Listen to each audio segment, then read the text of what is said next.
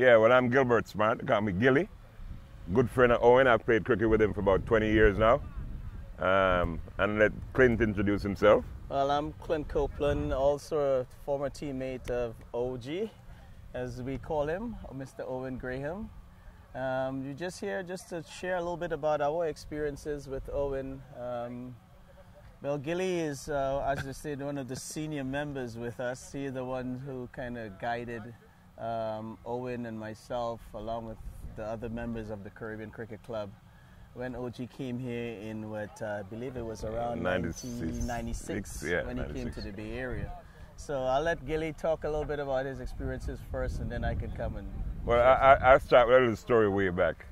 When I first met OG in 96, I went to pick him up for his first cricket game with us. Mm-hmm.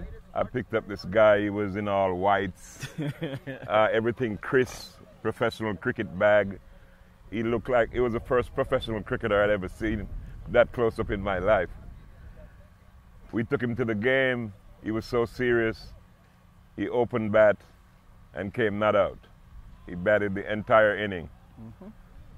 And that was impressive. To this day, I call him, he's the greatest West Indian cricketer that the world has never known. Yeah. That's Owen.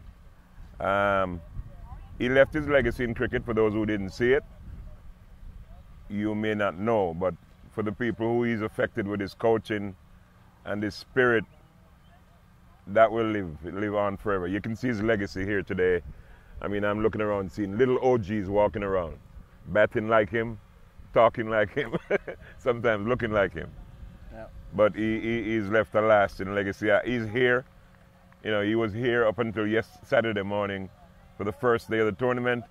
So I said he put on his whites, sat down, and retired. So his spirit is here, and he would be proud of what's going on today. Yeah. My experiences with OG, as a club with the Caribbean Cricket Club, we had traveled to Edmonton, Canada to play a game, a friendly game, and then we came back here to the Bay Area in the NCCA division.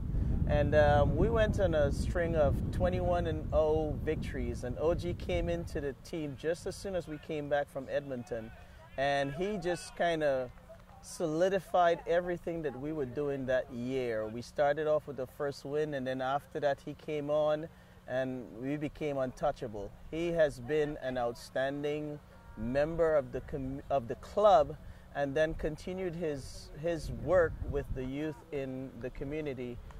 He got me back after I retired from cricket. He came and he dragged me back into coaching for the last 3 or 4 years. And we both have been working with a lot of the youth in the Bay Area here. Specifically, in the last 3 years, we've been working with EYCA Youth Cricket Organization out of Fremont, California, where he's impacted a lot of the kids there. He's also worked with the USACA, United States Cricket Association, and did a lot of work with the kids. There are a lot of U19 kids that are currently in Los Angeles trying out that have been impacted by him.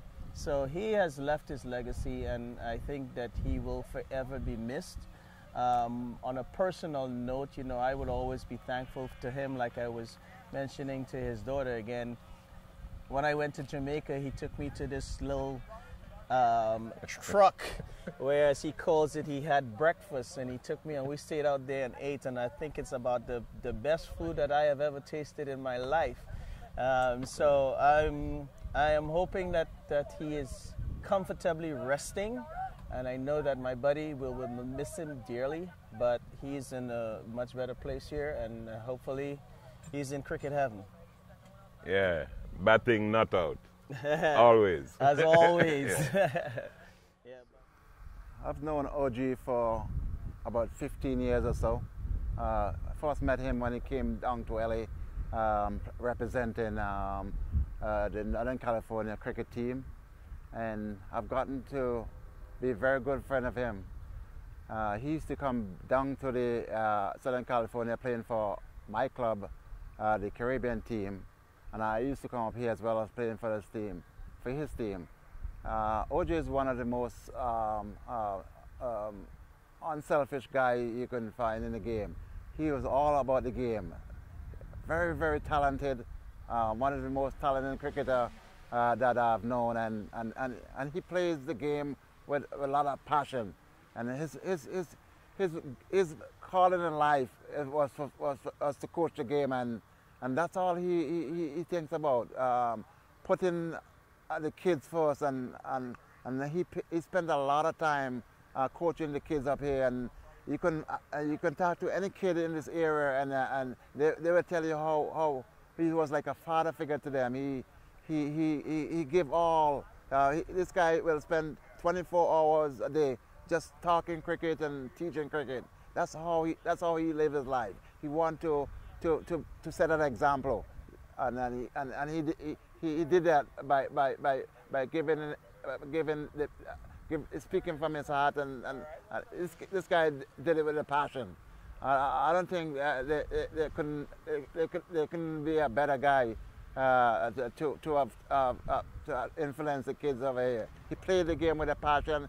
He teach the kids the right way, and he tell them how to play the game, and play the game with a lot of passion, and that's what cricket is all about. And OG was a real father figure to these kids. I couldn't say anything better to say anything either better for OG. He is a perfect example of what a good cricketer is all about.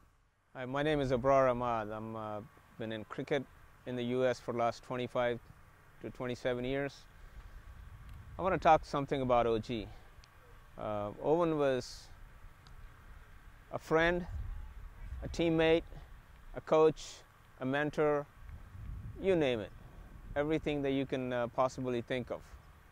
I met OG long time ago. I believe it was in the late 80s, early 90s, and when he was playing for a Caribbean cricket club.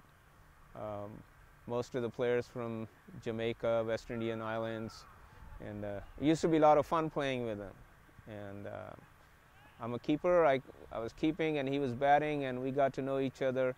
And since then, his passion for the game, and I can vouch for that.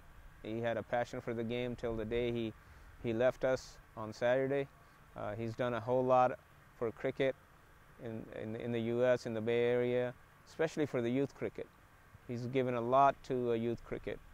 He groomed the players that went on to play for the U.S., represented a region, represented league cricket, not only just for cricket. He brought in values that players and children and kids, the men and women and girls and boys could actually use, and it becomes helpful for them in their life, daily life, in their personal life, in their work life. So OG was a complete package of cricket and everything else.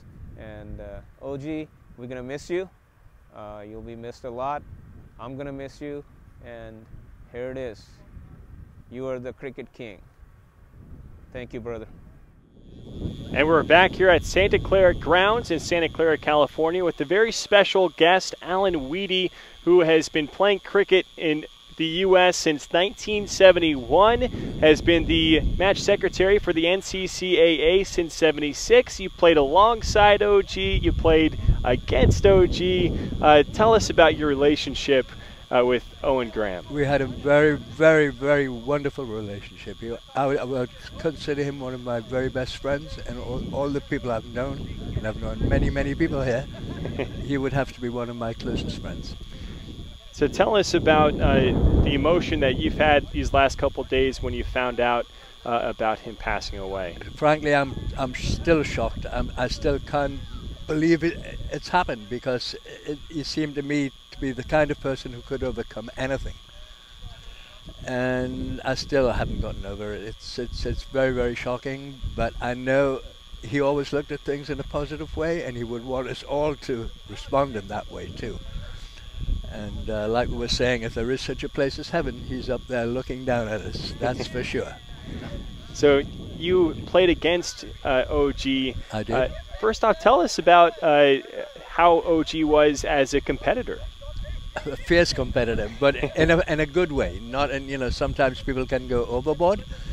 He played to win, and he didn't give an inch, but he didn't cheat. He never cheated.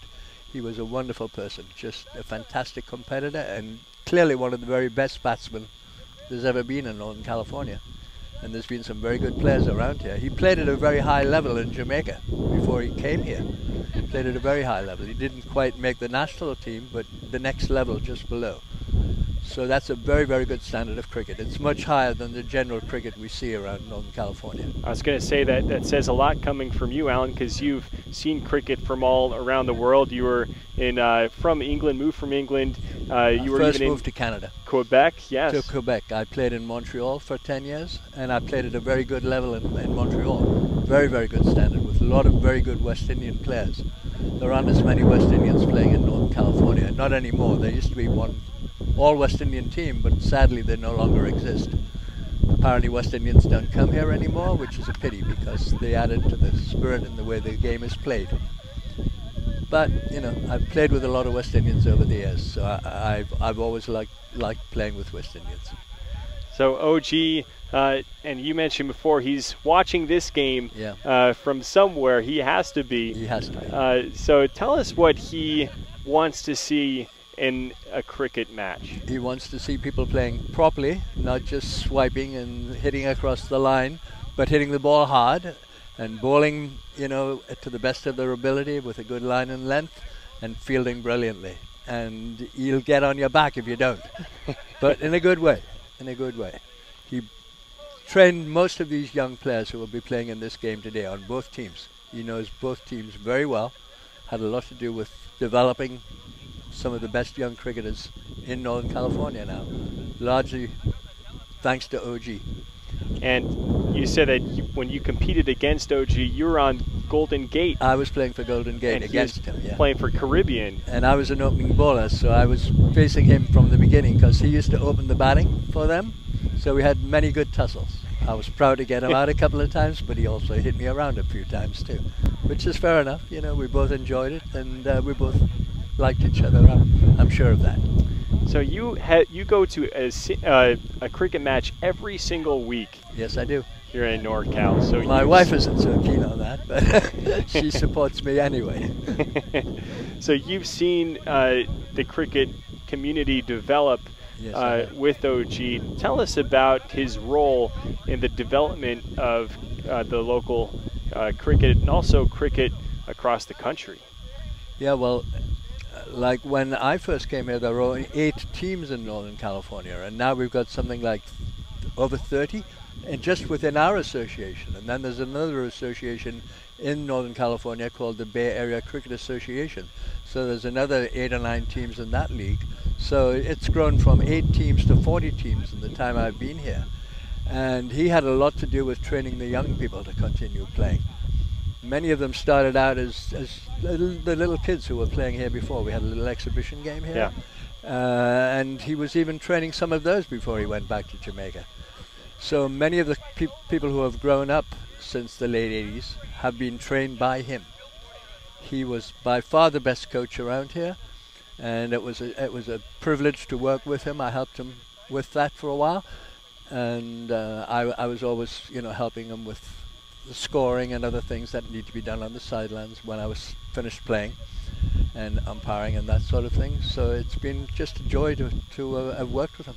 I've heard continuously about the passion that he portrays in his coaching, and it's more than winning and losing. It's also how you play the game, the way you play the game.